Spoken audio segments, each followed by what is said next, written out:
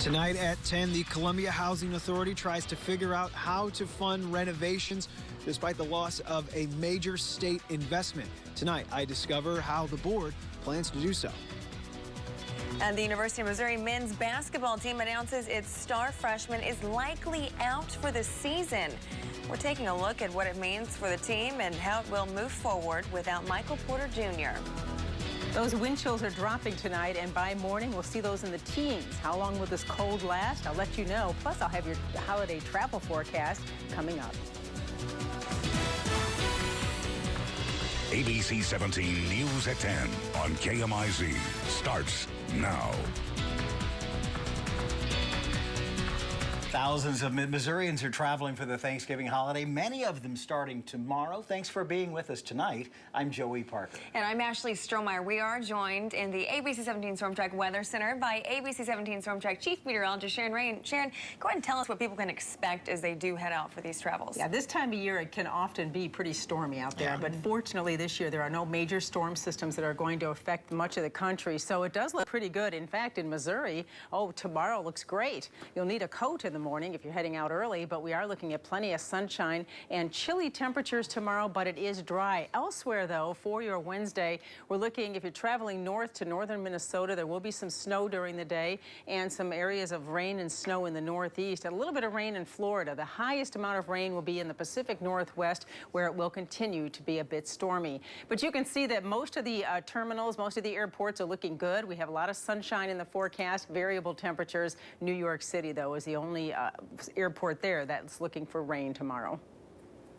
In an ABC 17 News traffic alert, holiday travelers will find some road work across mid-Missouri. Right now, MoDOT is working to resurface I-70 from the Missouri River Bridge in Rocheport all the way to the St. Charles Road exit in Columbia.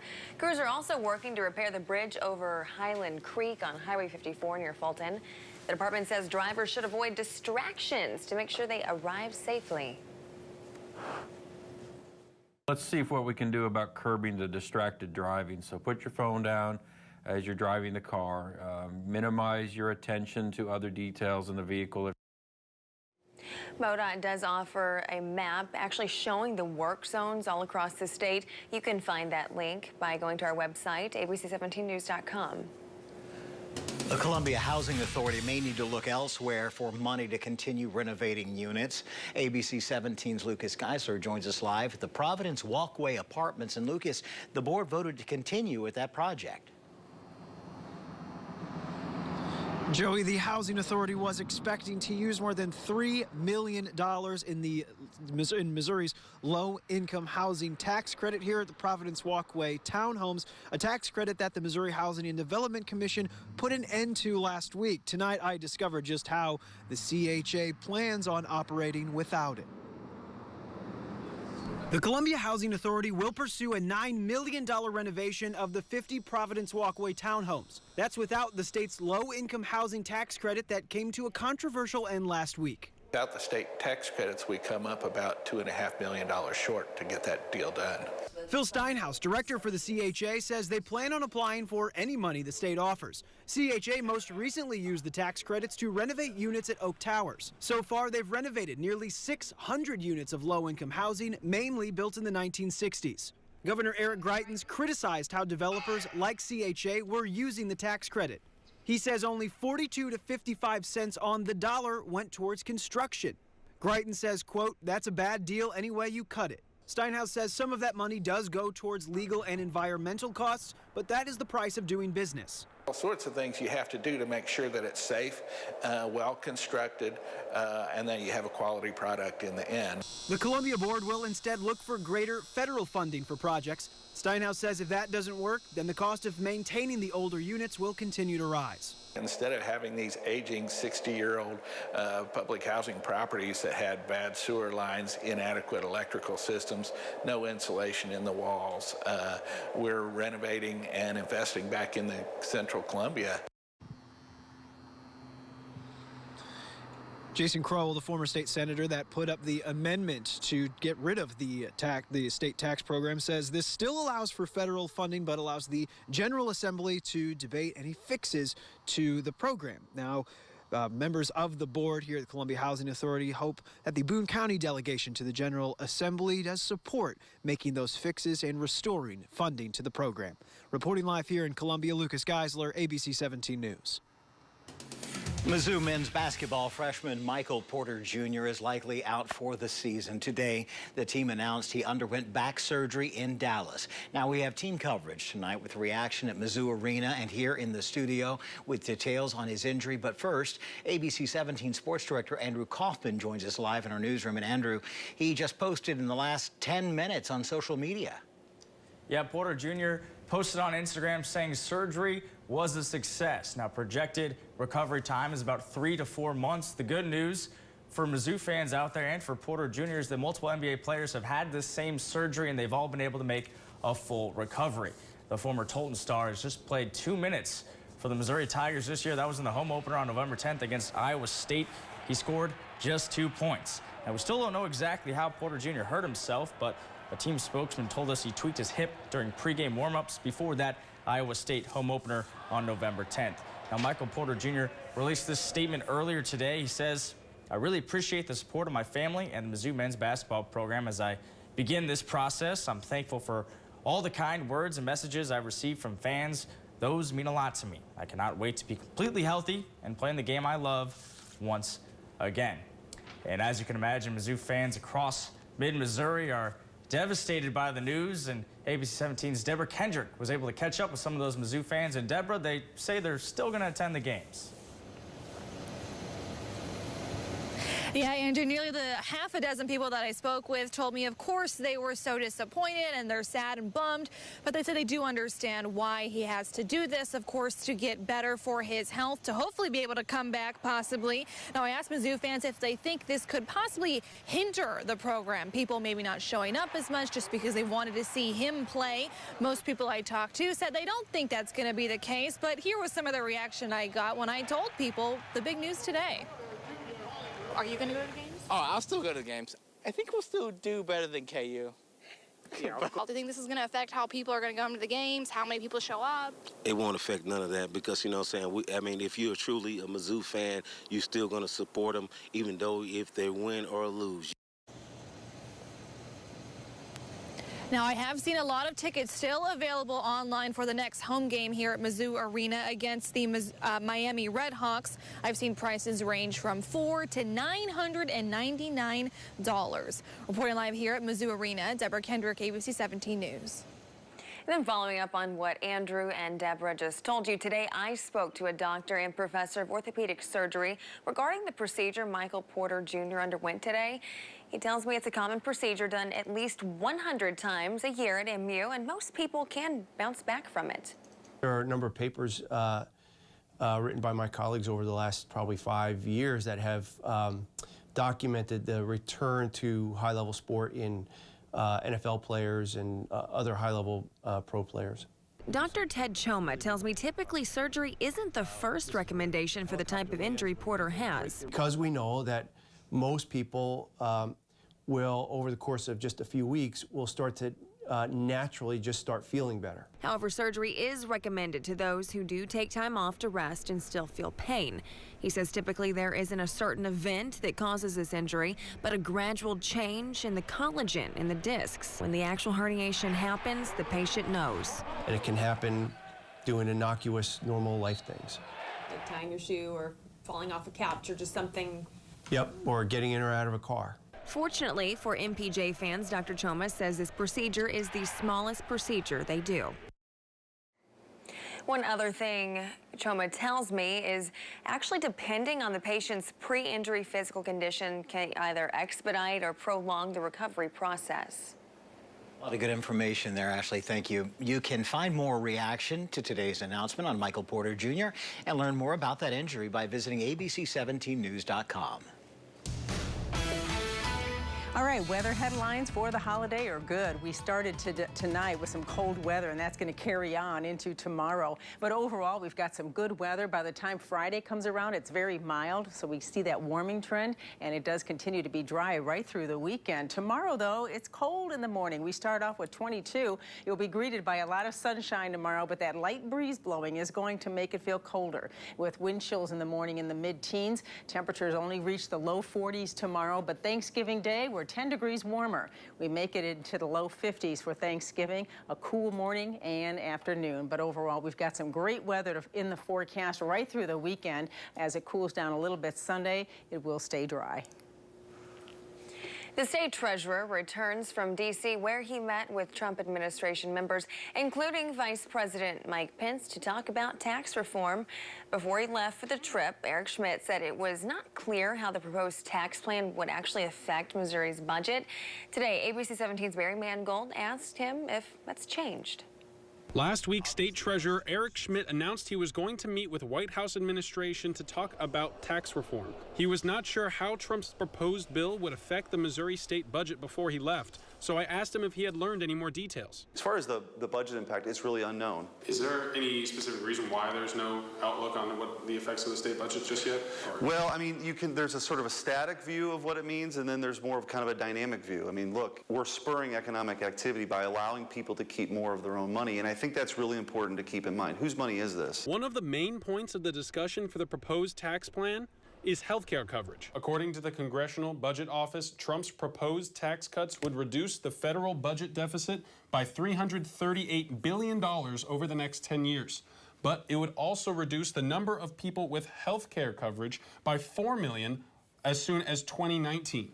And Schmidt says that Obamacare has been a disaster for the state of Missouri, but it might not change in this bill. It's been really expensive, and insurance is now less affordable for people. So I think a health care reform discussion is really important to have.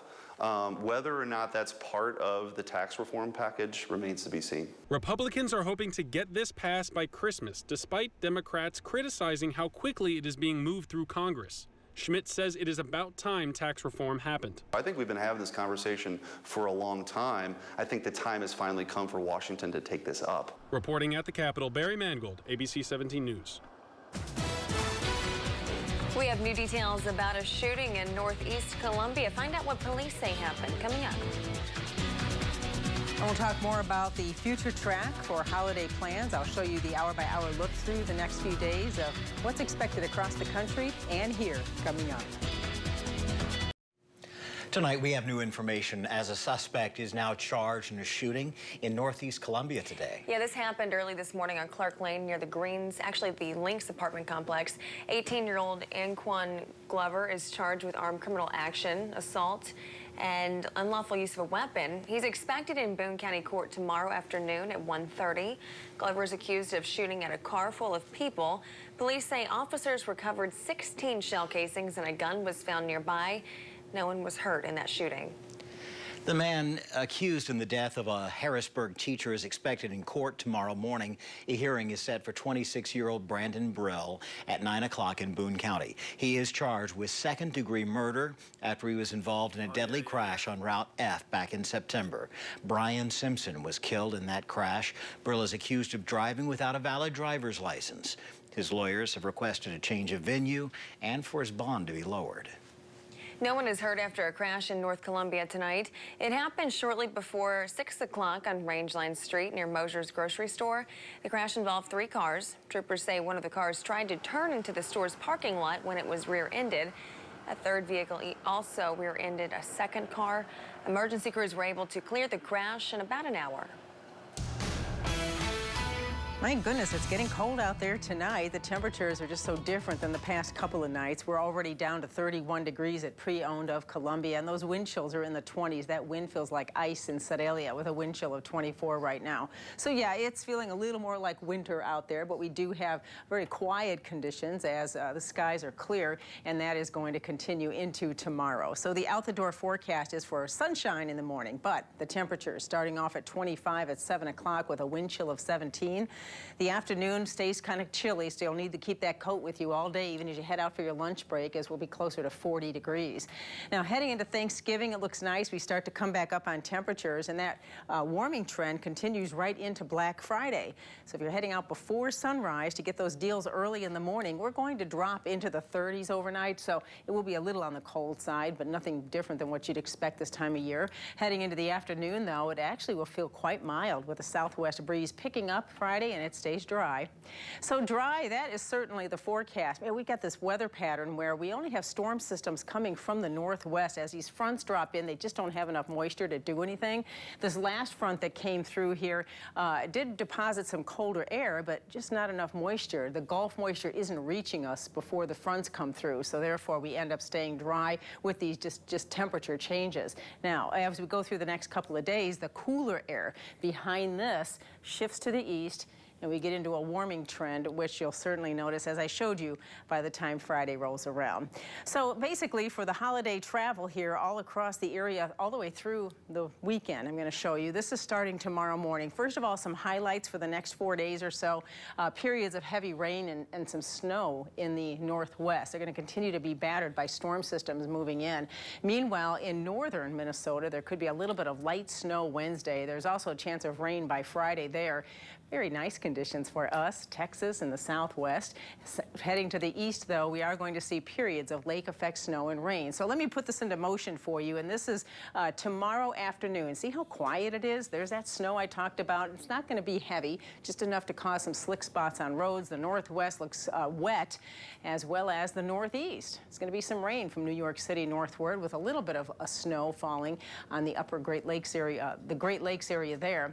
And then as we head into Thanksgiving, it's pretty quiet in most areas with some rain, though, in Florida. It'll be kind of wet in Florida through the next several days.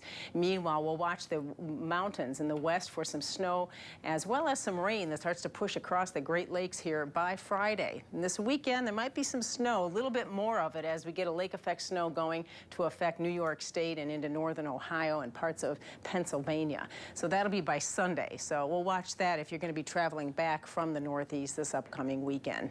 The 7-day forecast for us is very quiet. You know this isn't going to last, though. In fact, some of our forecast models looking ahead to the start of December start to show more of an unsettled pattern. But for now, just enjoy the sunshine. We don't see a lot of it this time of year, so it's going to feel pretty good the next couple days. Yeah, I hate to be the bearer of bad news for all the people who do not like cold weather. Yeah. Right. Sharon, thank you. Well, tonight, the state's top education leader has held on to her job. The Missouri Board of Education voted today to keep Education Commissioner Margie Vandeveen. It ended in a 4-way tie. Governor Eric Greitens had appointed a new member to the board less than an hour before it met. State education leaders say the situation is unprecedented. The governor has never had the chance to appoint a majority, 5 out of 8 board members. Education leaders say the legalities of the situation won't be looked at until next month's board meeting. It's a decision for the courts. I think the court will have to determine if the governor had the authority to make these appointments and withdraw the appointments without due process. Governor Greitens says the vote won't stop his fight to get results for Missouri teachers and students. The CDC has released a new report involving Columbia and alcohol. Find out why the federal agency says the city is the drunkest in Missouri. Listen to this. A new study from the Centers for Disease Control and Prevention names Columbia as the drunkest city in the state. It does. It says 1 in every 5 adults drinks excessively. ABC 17's Sasha Gomez takes a closer look at some of the dangers of that heavy drinking. We've been reporting a lot lately about the city's council discussion on changing alcohol serving policies. Today's CDC report doesn't seem to be a shock to a local specialist at the Phoenix Health program that caters to those with addiction. In 2010, the CDC reports excessive alcohol consumption cost the U.S. economy an estimated $250 billion. I spoke with Columbia's Phoenix Health Program specialist who says alcohol-driven deaths are the worst outcome, but there are other negative outcomes as well. There are head injuries. There are unintentional deaths. There are unplanned pregnancies, there are lowered grades, there are family conflicts, there are academic problems, there's suicide, homicide. With a large number of college students living in Columbia, Harlem stated that students are a significant factor when it comes to heavy drinking. City Council member Michael Trapp says he used to work in the field of addiction, and avoiding alcohol messages is almost unavoidable. And I remember taking a client out of town to treatment, and he looked over the window, and there was a Budweiser truck passing us as we drove down 63. And I started to count alcohol imagery, and between here and Salem, I counted 163 alcohol references. Harlan also disclosed that we need to educate the public much more on the issue regarding alcohol and making it a priority when it comes to putting the city's budget together. ABC 17's Sasha Gomez reporting there. Michael Porter Jr.'s season is likely over. ABC 17 sports director Andrew Kaufman tells us how this is nothing new from Mizzou. Next in sports.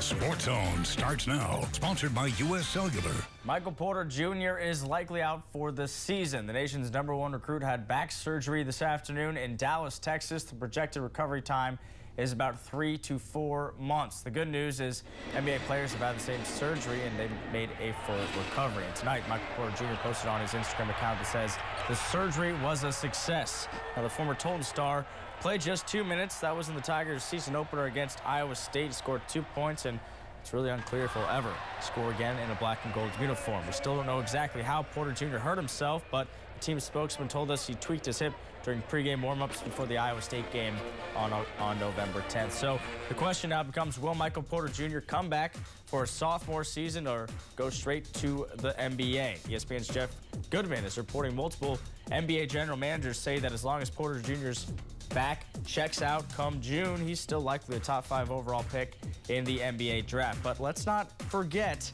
what Michael said at SEC Media Days back in October. We don't do as well as I believe we can do as a team, but I still do great individually and I'm projected top 5, top 3, whatever.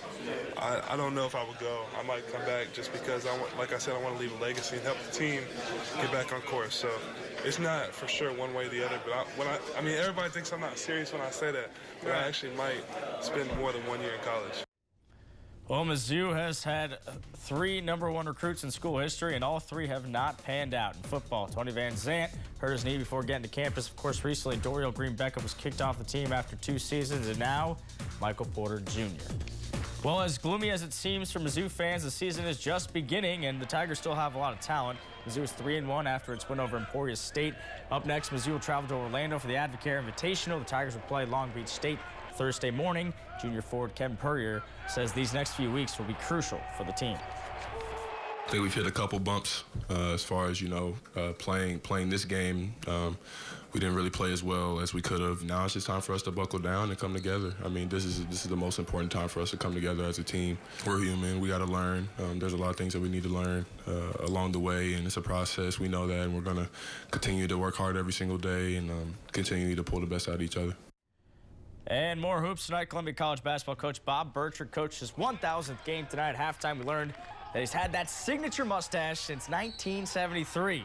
Second half, Missouri Valley looking to play spoiler. Darryl Lemire, no mustache, but strong two-handed slam there. Later, though, Jackson Dubinsky, the former Rockbridge star, gets things going for CC, and they go on to win this one 97-88. Bob Burchard gets win number 752. And he's still got a great mustache. Sharon Ray. We'll have another look at your forecast after this. Tomorrow morning's cold at 22 degrees to start. We're looking at wind chills in the teens, but we'll have sunshine tomorrow as temperatures climb into the low 40s.